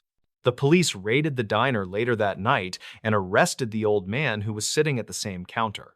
He admitted to sending dozens of drivers to the road over the last 10 years in exchange for a cut. The gang was eventually tracked down to a remote hunting lodge near the Canadian border weeks later. A firefight ensued, and the leaders of the highway pirate ring were either killed or captured by the federal agents. The investigation revealed that they had made millions of dollars stealing cargo and stripping cars for parts in the winter.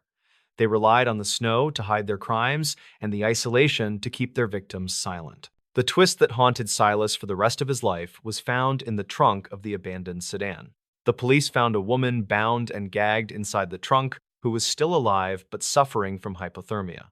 She had been the driver of the car and had been used as bait to make the scene look like an accident. If Silas had not stopped to check the car, she would have frozen to death in that trunk that night. He realized that his decision to stop had saved a life, even though it almost cost him his own. The road was officially closed permanently by the state, and huge concrete barriers were placed at the entrance. Silas continued to drive trucks for another 5 years, but he never took a secondary road again. He stuck to the main interstates and always parked in well-lit areas with other drivers around. He kept the tire iron on his passenger seat as a reminder of the night he fought the highway ghosts. The story of the road became a legend among truckers who shared it over radios late at night. They called it the road that vanishes because it does not appear on any modern map or GPS system. The physical road is still there under the snow and the trees that are slowly reclaiming the pavement. The button of the story is a somber reflection on the trust we place in strangers on the road. The friendly advice from a local can sometimes be a lure into a trap that has no exit. The winter landscape is beautiful, but it is also a curtain that can hide terrible things from view. The isolation of the highway is a freedom for some, but a weapon for others who wait in the dark. Silas learned that the most dangerous part of the job was not the ice or the mechanical failures. It was the human element that could turn a routine delivery into a fight for survival. The wind still howls through that valley and covers the rusted remains of the cars that were never recovered. The snow falls every year and buries the secrets of the highway pirates deeper into the earth. Travelers who pass by the concrete barriers often wonder what lies down that dark and overgrown path. They do not know that it is a monument to the greed and violence that once ruled the mountain pass. It stands as a silent warning to anyone who thinks about taking a shortcut through the unknown. The road may be closed, but the memory of the horror remains fresh for those who survived it. Silas eventually retired and moved to a warm state in the south, where it never snows. He enjoys the sunshine and the flat roads that stretch out to the horizon without a single tree. But every now and then, when the air conditioning blows cold, he remembers the feeling of the freezing wind. He remembers the white camouflage and the sound of the bullet shattering the glass of the window. And he remembers the empty eyes of the old man who smiled and sent him into the trap. It is a memory that will never melt away, no matter how hot the summer sun gets. The highway is a lifeline that connects the country, but it is also a fragile thread. When the weather turns and the lights go out, the rules of civilization can disappear in an instant. We are all just one wrong turn away from finding ourselves on a road that should not exist. The safety we feel in our vehicles is an illusion that can be shattered by a single fallen tree.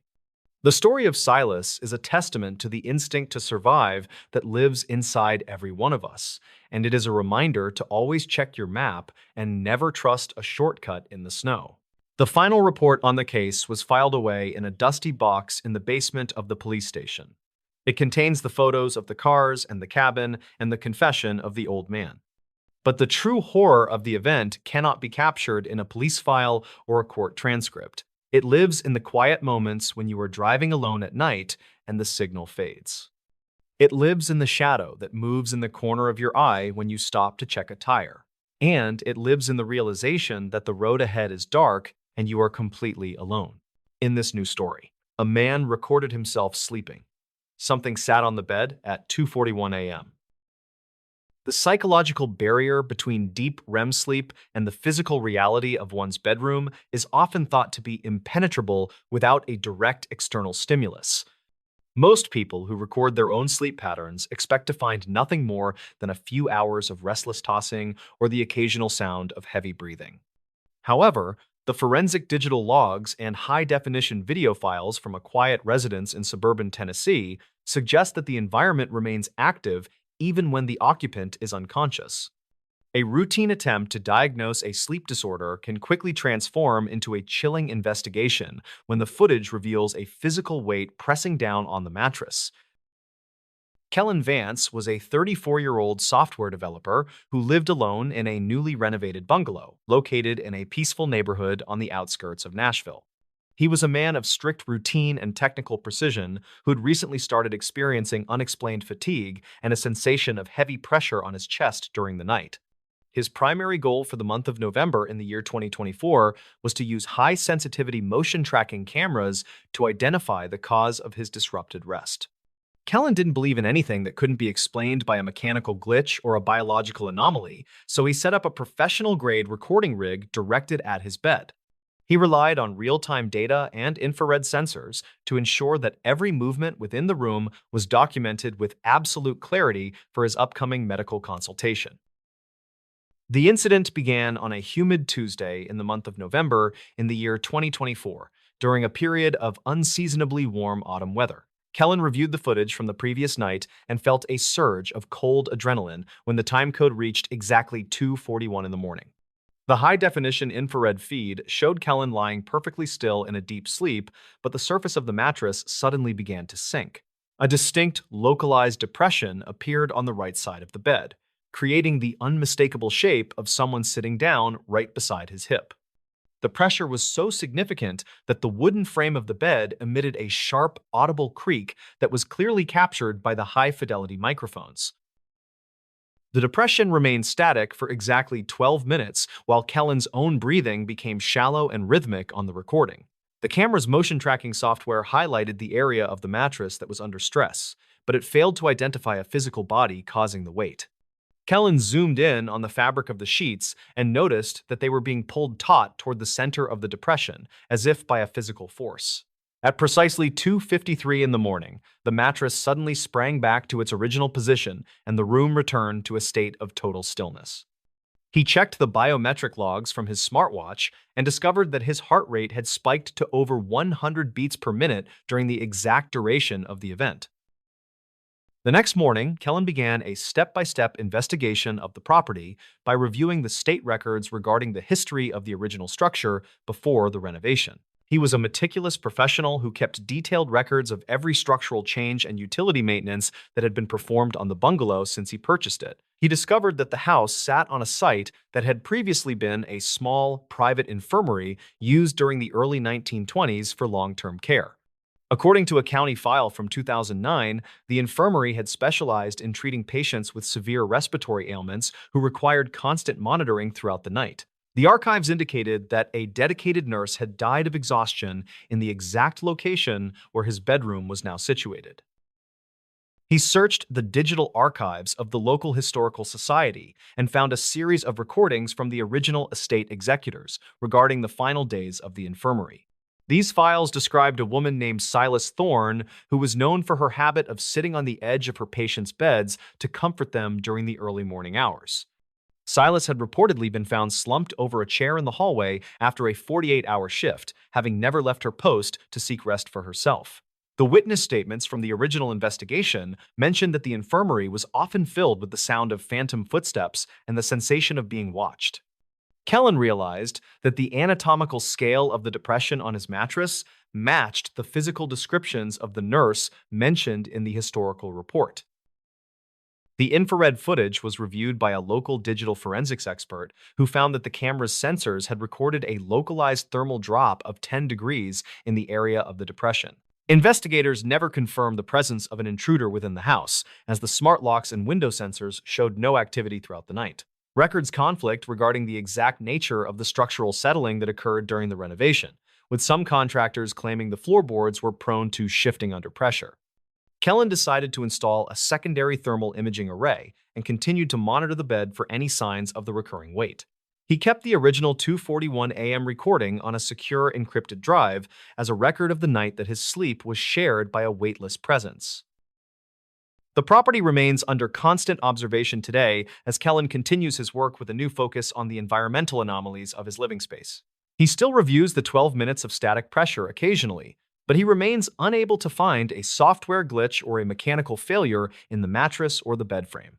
The final report is preserved in a secure archive as a testament to an event that defies a simple physical or biological explanation in the modern era. He sleeps with a secondary light source now because he knows that some presences don't need to be seen to make their physical impact felt. Some locations carry a memory that is recorded in the very tension of the furniture and the surrounding atmosphere of the home. The engineering community still discusses the Kellen Vance footage as an example of potential sensor ghosting or high-frequency vibrations causing localized material fatigue.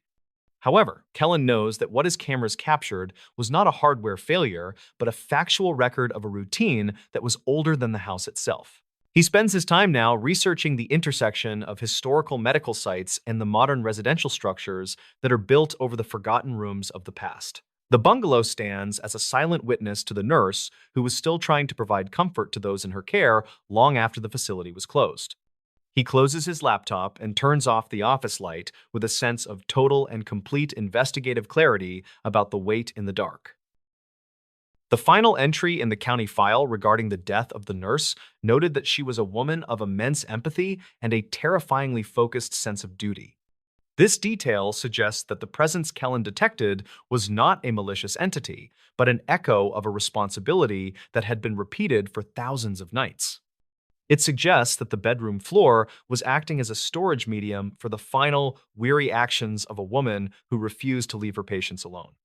Kellen believes that the 2:41 a.m. event was a bridge between the past and the present that allowed a forgotten duty to be seen one last time.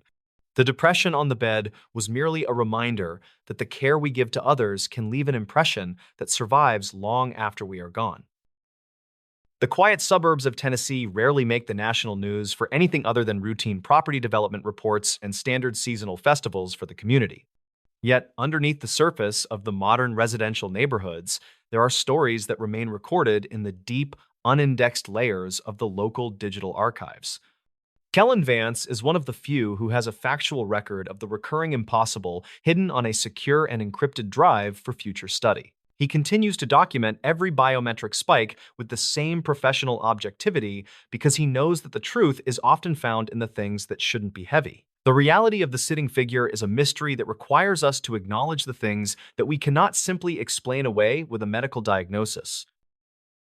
The study of the property's electromagnetic and material resonance was completed in the spring of 2025, and the results were filed under restricted access for further review. No further long-duration depressions have been reported by Kellen, as the room's climate control system was updated to maintain a more consistent and stable environment. The memory of the mattress sinking in an empty room remains the only proof that something consistent and deliberate occurred in that quiet sanctuary. Kellen has moved on with his career, but he never forgets to check the 2:41 a.m. logs every single morning when he first logs into his server. He knows that the past is always looking for a way to leave a physical signature on the technology and the lives of the future. The legacy of the nurse is now a part of the local lore that the neighborhood residents discuss in their private social media groups during the long autumn nights. They talk about the woman who died at her post and the software developer who found the weight of a ghost on his high-definition monitor. For Kellen, it isn't a story for a campfire, but a technical record of a night that changed his understanding of what it means to be truly alone. He continues to design his home monitoring protocols with a new perspective on the true meaning of a secure and private environment for his family. The cameras are only the beginning of the observation of a world that we're still learning to measure in the darkness. The final report on the property noted that the foundation had experienced a localized cooling effect due to the proximity of an old underground spring that once supplied the infirmary. This discovery provided a potential scientific basis for the thermal anomalies that Kellen had originally sought to quantify with his professional-grade sensors. It suggests that the room was acting as a natural heat sink for the forgotten structure and the memories that were once contained within its walls. Kellen looks at the empty side of his bed and wonders how many other people are sleeping on top of the stories of those who built the world. He understands now that the most important data is often the kind that requires a silent night to even begin to notice. The bungalow remains a dark silhouette against the Tennessee skyline while the developer continues to search for the patterns in the encrypted logs. Kellen Vance keeps his focus on the data, but he's always watching for the shape of a hand that doesn't belong to the living world anymore. He knows that the archives are full of messages that are waiting for the right moment to be seen by an objective and technical observer. The silence of the house is no longer a void, but a space that is filled with the history of everything that happened before he arrived. He sleeps soundly now, knowing that the nurse has finally been documented and found her way back into the digital archives of the past. In this new story, she woke up to find handprints on the mattress next to her. The physical environment of a modern home is often perceived as a fixed and unchanging sanctuary, where the placement of objects remains constant throughout the night. Most people assume that any change in the topography of their living space requires a direct and identifiable force to act upon it. However, the forensic logs and archived digital images from a quiet residence in suburban Maryland suggest that some impressions are left by sources that defy immediate physical explanation. A routine morning of waking up can quickly transform into a chilling investigation when the evidence of a presence is literally pressed into the fabric of the bed. Juliana Vance was a 38-year-old forensic accountant who spent her professional hours analyzing complex financial data to identify patterns of fraud for federal agencies. She lived alone in a high-security townhome that she had recently purchased on the outskirts of a growing tech corridor. His primary goal for the year 2024 was to finalize a series of high-stakes audits that required her total and absolute focus during the day. Juliana was a woman of extreme objectivity who relied on evidence and tangible data to navigate every aspect of her life. She followed a strict nightly routine of securing her home and calibrating her biometric sleep sensors before resting for the evening. The incident began on a humid Tuesday in the month of August in the year 2024, during a period of heavy coastal fog. Juliana woke up at precisely 3:19 in the morning and felt an unusual chill in the air that seemed to originate from the empty side of her king-sized bed. She turned on the bedside lamp and was startled to find a series of deep and fresh handprints pressed into the mattress topper right beside her. The impressions were large and clearly defined, as if someone had been leaning over her while she was in a deep state of sleep. She checked the bedroom door and confirmed it was still locked, and the motion sensors in the hallway had remained completely silent. She grabbed her professional-grade digital camera to document the impressions before the memory foam could return to its original and flat state. The forensic logs from the camera indicated that the handprints were exactly 11 inches in length and possessed a unique ridge pattern that did not match her own. Juliana felt a surge of cold adrenaline as she realized that the pressure required to create such deep marks would have necessitated a weight of at least 200 pounds. She immediately reviewed the local server logs for her security system and found that no exterior or interior alarms had been triggered during the night. The high-definition footage from the bedroom entrance showed the door remained closed and undisturbed for the entire duration of the storm. The next morning, Juliana began a step-by-step investigation of the property by reviewing the state records regarding the history of the original land plot. She was a meticulous professional who kept detailed records of every structural change and utility maintenance that had been performed on the townhome. She discovered that the residential neighborhood was built on the site of a former industrial laundry facility that had operated during the 1950s. According to the archive notes from a county file from 2009, the facility had experienced a major steam pipe explosion that resulted in several fatalities. The archives indicated that one of the victims was a maintenance foreman who was reportedly found near the area where her bedroom was now located. She searched the digital archives of the local historical society and found a series of recordings from the early development of the suburban corridor. These files described a man named Silas Thorne who was known for his habit of checking the temperature of the industrial equipment with his bare hands. Silas had reportedly survived for several hours after the explosion and was described as having a grip that left permanent marks on the metal pipes he held. The witness statements from the original investigation mentioned that the foreman was often seen patrolling the site of the laundry even after the facility was closed and demolished.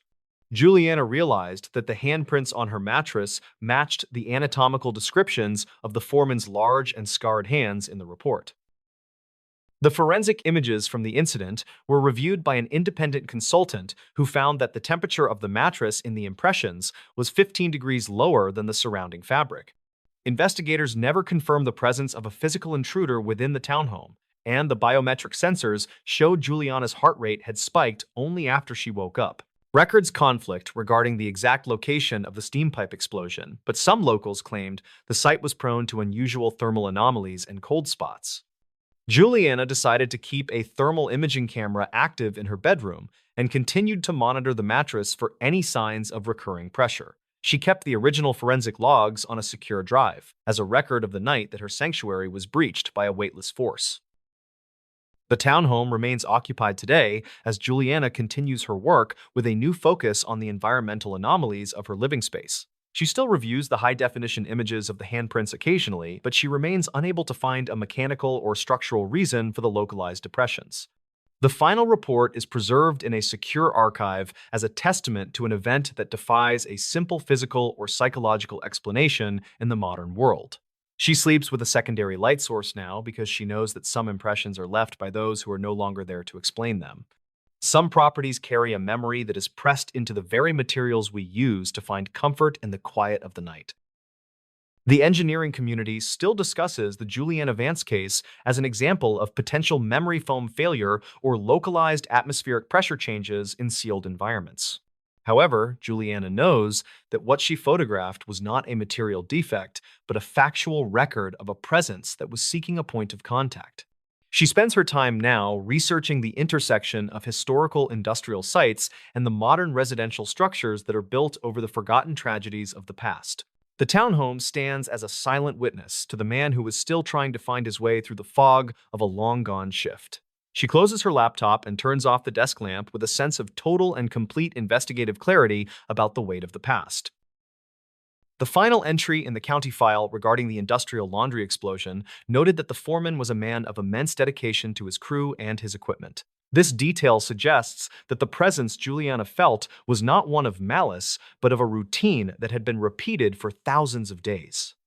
It suggests that the room was acting as a resonance chamber for the final and most desperate moments of a man who refused to leave his post. Juliana believes that the handprints were a bridge between the past and the present that allowed a forgotten story to be seen one last time.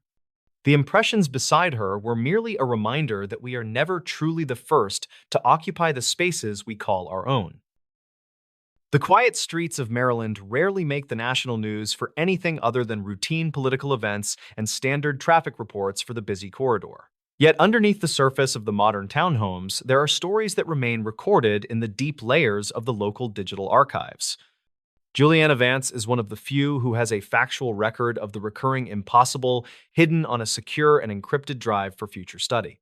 She continues to document every anomaly with the same professional objectivity because she knows that the truth is often found in the smallest of details. The reality of the handprints is a mystery that requires us to acknowledge the things that we cannot simply explain away with logic.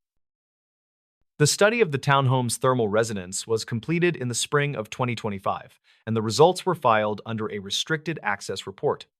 No further impressions have been reported by Juliana, as the room's climate control system was updated to maintain a more consistent and stable environment throughout the night. The memory of the handprints on the mattress remains the only proof that something consistent and deliberate occurred in that locked and secure room. Juliana has moved on with her career, but she never forgets to check the surface of her bed every single morning when she first wakes up. She knows that the past is always looking for a way to leave a mark on the technology and the lives of the future. The legacy of the maintenance foreman is now a part of the local lore that the residents discuss in their private online forums during the long winter. They talk about the man who died in the explosion and the forensic accountant who found the heat of a ghost in her own bed. For Juliana, it isn't a story for a dinner party, but a technical record of a night that changed her understanding of the world around her. She continues to design her security protocols with a new perspective on the true meaning of a secure and private environment for her family. The walls are only the beginning of the defense against a world that we are still learning to measure in the darkness. The final report on the property noted that the foundation had experienced a localized cooling effect due to the proximity of the old industrial drainage system. This discovery provided a potential scientific basis for the thermal anomalies that Juliana had originally sought to quantify with her professional-grade sensors. It suggests that the room was acting as a heat sink for the forgotten machinery that still sits buried deep beneath the modern flooring and walls. Juliana looks at the floor and wonders how many other people are sleeping on top of the stories of those who built the world. She understands now that the most important evidence is often the kind that vanishes before the sun has a chance to rise. The townhome remains a dark silhouette against the foggy Maryland skyline, while the forensic accountant continues to search for the patterns in the data. Juliana Vance keeps her focus on the numbers, but she is always watching for the shape of a hand that doesn't belong to her. She knows that the archives are full of messages that are waiting for the right moment to be seen by an objective and patient observer. The silence of the morning is no longer a void, but a space that is filled with the history of everything that happened before she arrived. She sleeps soundly now, knowing that the watchman has finally left his mark and found his way back into the archives of the past. In this new story, at exactly midnight, the bedroom light turned on, no one was home. The reliability of modern home automation systems is often marketed as a foolproof method for maintaining a lived-in appearance while a property is unoccupied. Most homeowners assume that a digital schedule managed via a centralized hub will execute lighting commands with perfect mechanical precision. However, the internal server logs and electrical frequency records from a high-tech residence in suburban Arizona suggest that some activations occur outside the programmed parameters. A routine vacation can quickly transform into a chilling investigation when a remote monitoring app alerts the owner to a physical change in an empty house. Kellen Sterling was a 42-year-old electrical engineer who specialized in smart grid integration for large-scale utility companies in the Phoenix area. He lived in a custom-built, energy-efficient home in the foothills of the McDowell Mountains that he'd outfitted with a proprietary, hardwired automation network. His primary goal for the winter of 2024 was to take a 10-day solo hiking trip through the Grand Canyon while monitoring his home's performance via a secure satellite uplink.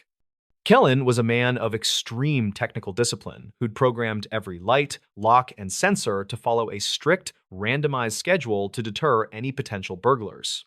He relied on real-time data and encrypted notifications to maintain a sense of total control over his property from hundreds of miles away. The incident began on a clear Tuesday in the month of November in the year 2024 during a period of intense desert cooling.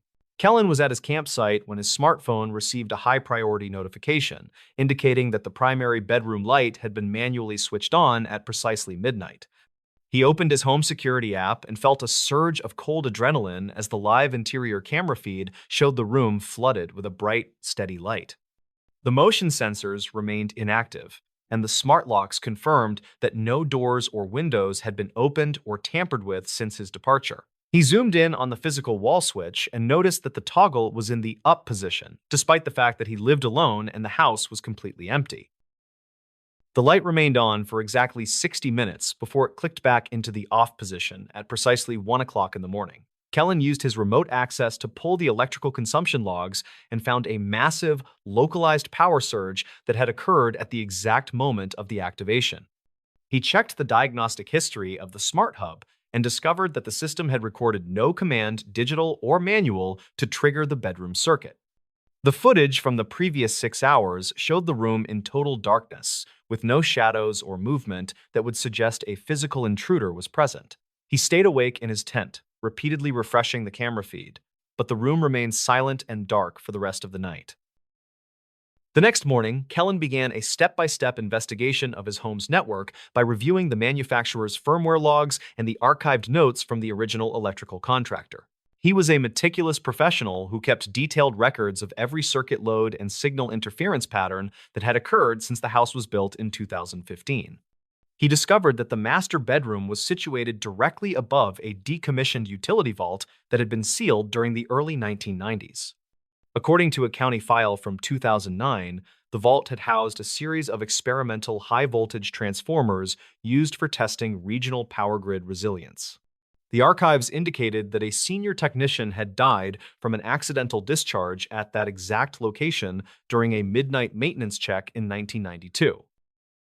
He searched the digital archives of the local utility company and found a series of recordings from the original site supervisors regarding unexplainable phantom loads on the circuit. These files described a man named Silas Thorne, who was known for his obsessive punctuality and his habit of manually testing switches at the top of every hour. Silas had reportedly been found slumped against the primary control panel, his hand still gripping the main toggle that managed the lighting for the facility's upper level.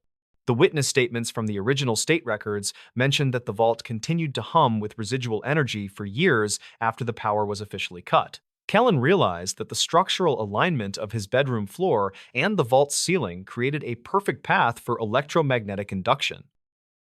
The high-definition footage was reviewed by a systems analyst who found that the light didn't just turn on, but appeared to reach full intensity instantly, bypassing the smart dimmer's soft start feature.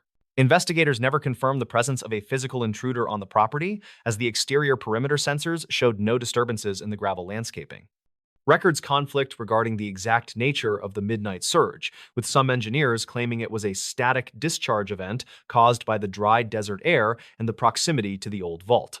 Kellen decided to install a series of heavy-duty grounding plates beneath his bedroom floorboards and continued to monitor the midnight logs for any signs of recurring activity. He kept the original 1-hour recording on a secure, encrypted drive as a record of the night that his smart home was overridden by a legacy signal.